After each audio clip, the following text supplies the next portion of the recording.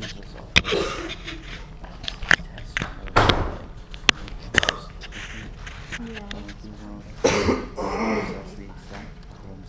So would you do this sort of like study-wise? Yeah. Well, I kept reading the chapter and outlining it, and then Juan yelled at me for just copying the book. And then I mean, he's I like, just put highlights in the book. and he's just like, compress it, and I'm like, okay, I'll try harder, sir. And so. I mean, we just kept on making fun of him, so at least we get some of it. Oh my god, dude. Tell him You that know you're having a I'll show you wonderful my day. Snapchat later. But he fucked up his Like, you computer can't because he was trying to explain get it. Windows on it. So he wiped out like his entire hard drive. No, it gets worse. And he called Apple Care. He wiped out And his he's hard drive. reading him the serial He didn't number. mean to. He just didn't They're know what like, he was okay, doing. like And you then need to he had to read associate out a the word serial with number the on number. his And he computer. was just like, And when he read okay, it out, so the first letter was C. So he's like condoms, 6, 4, nipple. He just what? cracked he up had, laughing. he had to say like a C and A and stuff like that. So for C, they couldn't understand him. So he's like C for condoms, O for it. And he was saying stuff like that. And the operator was like, okay, sir, we'll be right back. And then kept him on hold for the longest time. That's A amazing. lot. I thought you were saying the past weekend. He passed. Okay. He's taking a mega course. A mega course?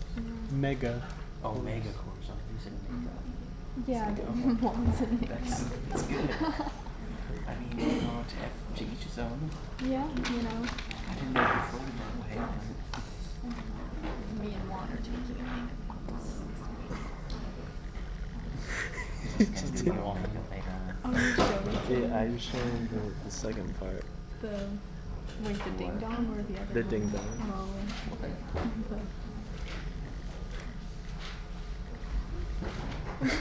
That was him while he was on the pole. That's my thinking process. Yeah.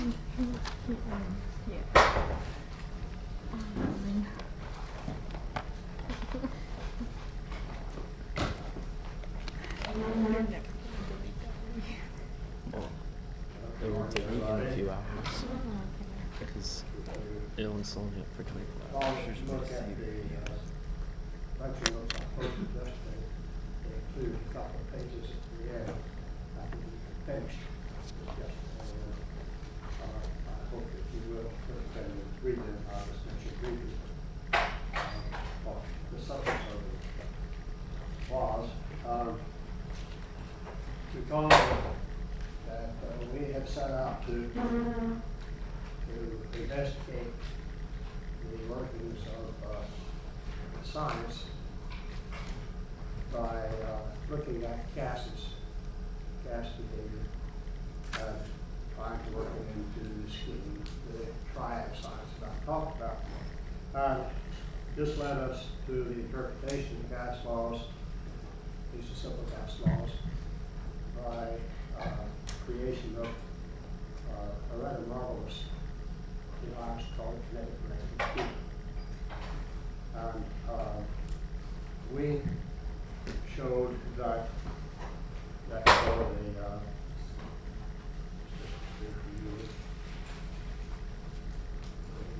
today, we showed that pressure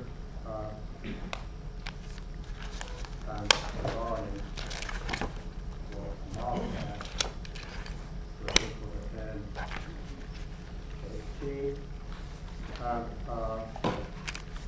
If we divided by Avogadro's number and multiplied by Avogadro's number, we don't change anything except for rotation.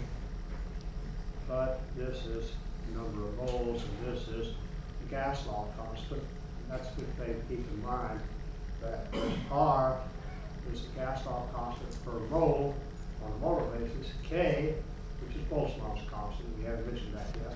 We know that sooner or later. For little k is a gas law constant on a molecular basis. And we have, and we compared that to PV of a real gas or at least an ideal gas or gas flow pressures for things to behave more precisely. And that gas law we use at RT.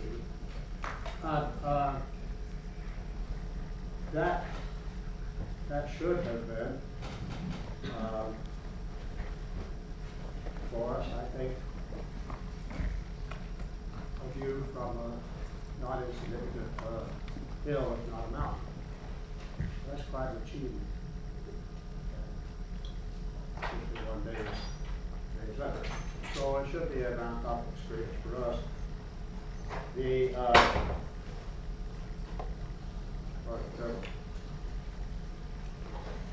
KMT was essentially fully developed. I just focus on that because who knows what's for. But it was well developed to the extent that I've presented it thus far by year 1738 when Daniel Bernoulli published his work called Hydrogen.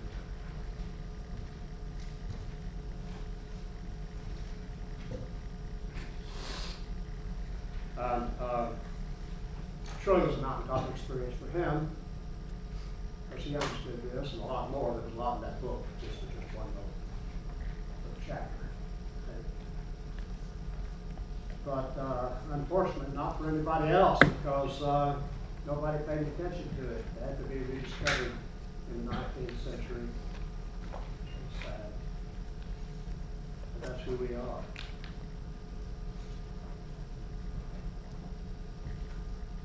So now we're going to move to step 5.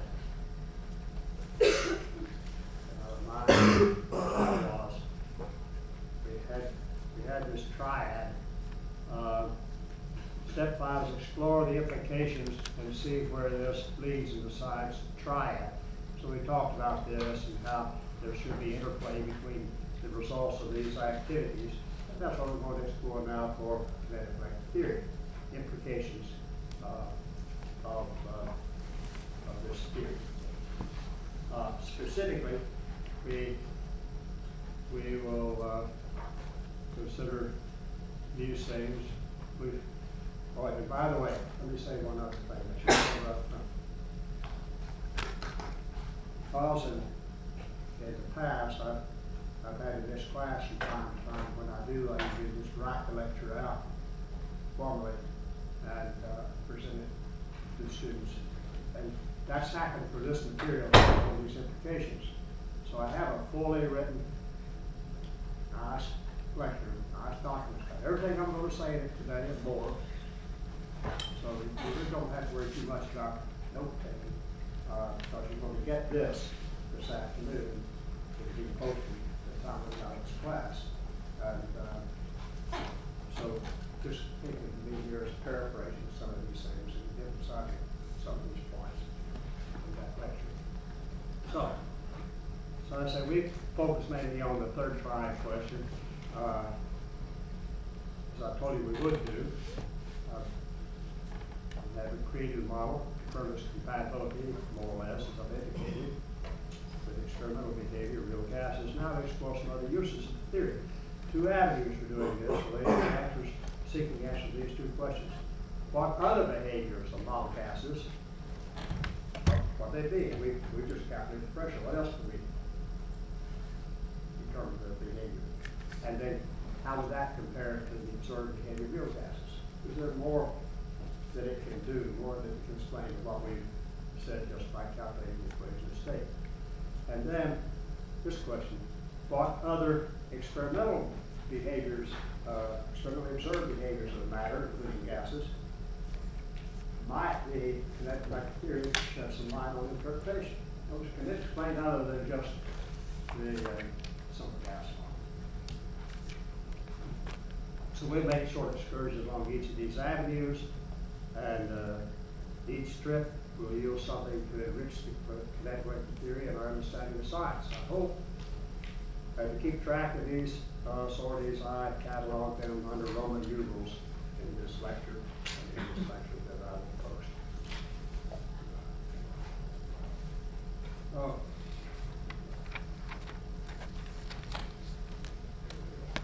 The first one. So the first heading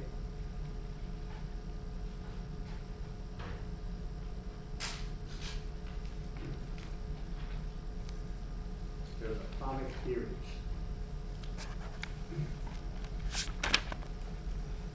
But the KMT is an atomic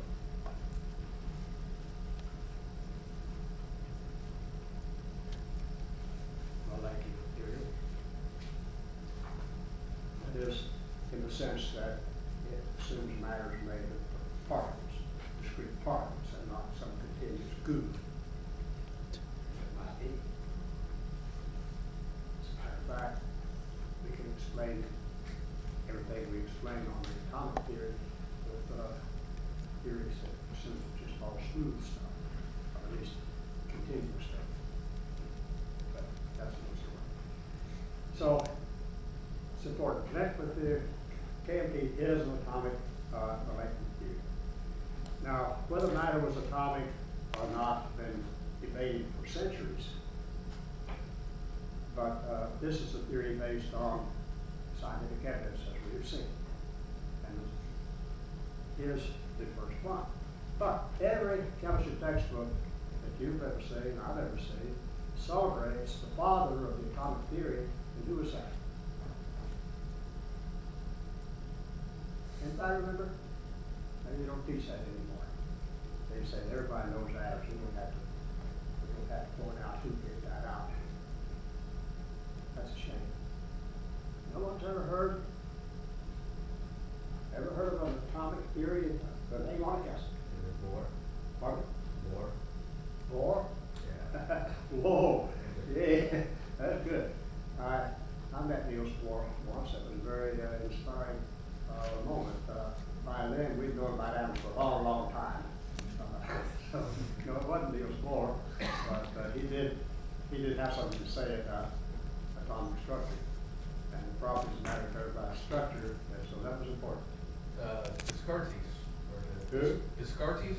Descartes. Well, I'm talking about a theory based on scientific evidence. okay. Descartes was a philosopher. He said, yeah, there's made atoms. And Aristotle was over and said, hell no, it's smooth stuff. If it made atoms, it'd all fall down on the ground and we wouldn't have any air. You know, the air was made of atoms. And Democritus was believed that matter was made of atoms. And others. I'm talking about a scientific statement of it. Yes. Was it Dalton? Absolutely. Never heard of Dalton's law, Dalton's atomic theory? First, I thought everybody knew that. Well, the father of the atomic theory in the chemistry literature is John Dalton. And when in the world did would Dalton do it? This was well established by, as I said before, 1738. When did John Dalton publish or formulate his atomic theory? Well, as a matter of fact, it was 1803. So I say big deal. He's the first one who popularized an atomic theory. His was based on the study of the combining weights of elements in chemical reactions. But that was much easier for the scientists to understand. It just involved adding and subtracting, occasionally little dividing. It didn't involve any equations, chemical equations. It didn't involve any thing like momentum and normal momentum and vectors and stuff. And that, scientists didn't like that perhaps, so they didn't pay attention to it. All right, so Dalton was is the celebrated father of the atomic theory, but I think that sort of overlooks the contributions of guys like Robert Hooke and Pierre Gassendi, and particularly Daniel Bernoulli, who published his work in beautiful form. rediscovered in the 19th century, about midway through the 19th century. It was rediscovered. All right, so atomic theory brings us to number 2. Dalton's law of partial pressure. He's a big man in chemistry. I don't know if you've ever heard of that. All right. Thank you. The rest of you are just too shy to put your hands up. Every one of you should be familiar with the law of partial pressures. You know what partial pressures are. Turns out Dalton was the one who first pointed this out. And his law of partial pressures in 1801 went something like this: that the pressure of a gas mixture was a sum of partial pressures of all its species, and for the partial pressure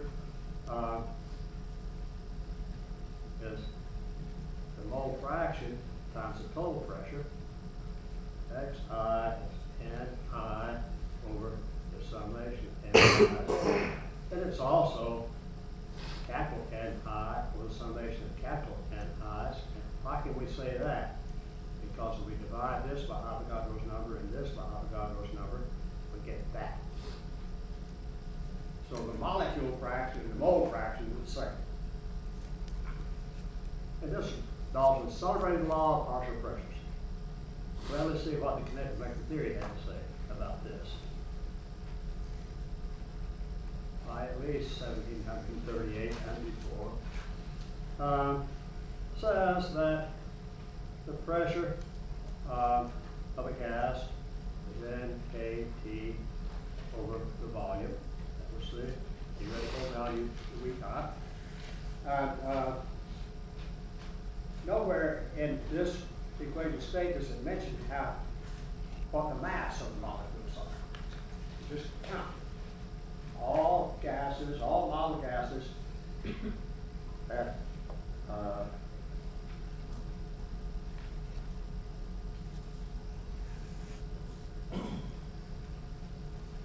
all model gases, same number,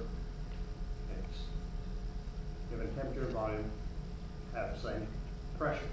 And so we can write this as equal to kT over V times the summation of I. And we can write this as Ni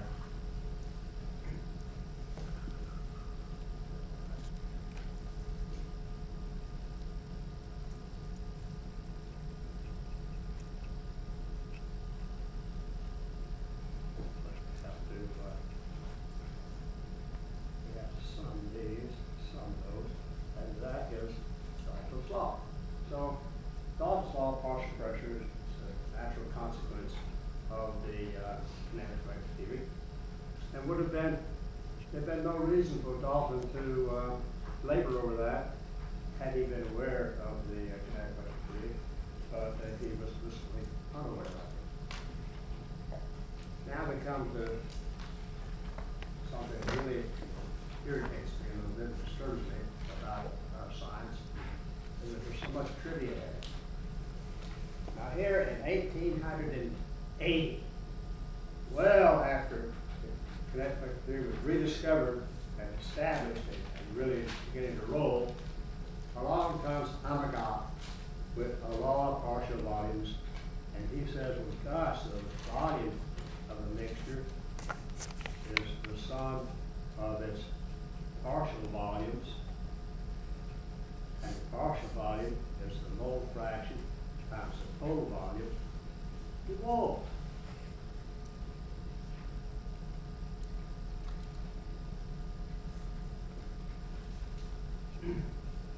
Okay. Kinetic vector theory was well established, sort of aging by this time. That P is equal to 10 kT. We've already said we can divide this by n squiggle and multiply by n squiggle in P and get n R V. this is the number of moles of gas, which is summation of the number of moles of the individual species times RT. And if we divide both sides of this by V, which is equal to nRT over P, we get that the pressure is equal to the summation of nIRT divided by nRT over nRT over that divided by V.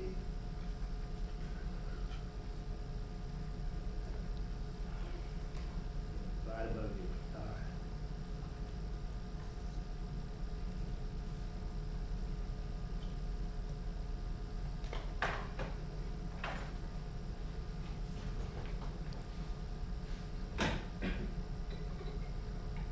Here's goes the summation n I over n times T. P? That's the summation n I T. And this is all the partial pressures. But if we divide by the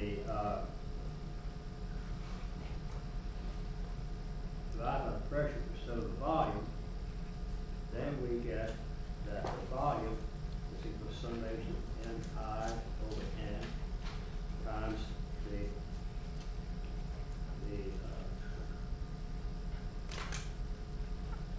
total volume, because the summation is all no fraction of 1, and that's the summation of VI is on the Gauss law. So nothing new here. I think it's something like this, where our textbooks get cluttered with a name like Amagat's law in 1880, after the kinetic metric theory was so thoroughly established and active. Just hanging out with someone saying, well, Einstein said that E equal mc squared, and but I noticed that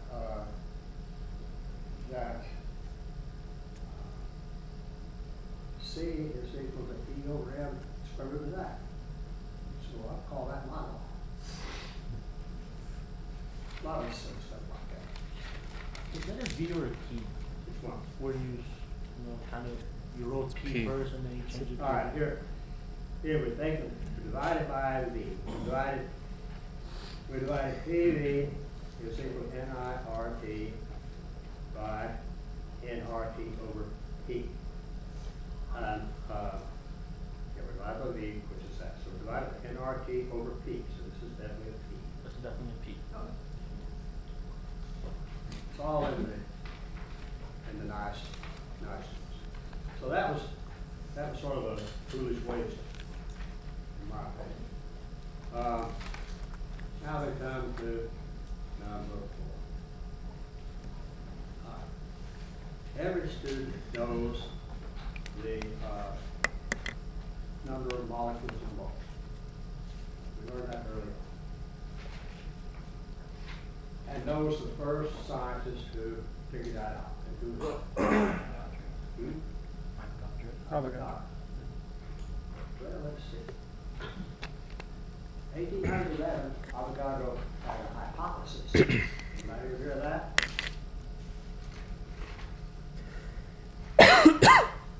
Well, it wasn't about the number of molecules in the moles. As a matter of fact, I mentioned this because everyone's thought Avogadro's number, and everyone assumes that Avogadro figured that number out and published it back in 1811. And when was that number? When was the first time that any reasonably good value of that number was measured in laboratory? Did I know who did it? We're going to know in a few days. His name was Jean-Pierre Perrin, John Baptiste Perrin. And a wonderful experiment we'll be talking about very soon. And when in 1908, nearly 100 years after Avogadro. Science is, if you learn it right, it's just a bunch of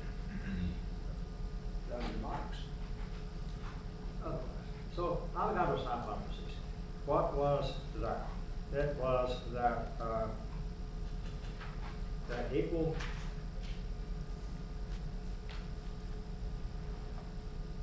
volumes of gas at the same pressure and temperature contain equal numbers of molecules. That's it. That was what Avogadro contributors. It was big. It was very useful.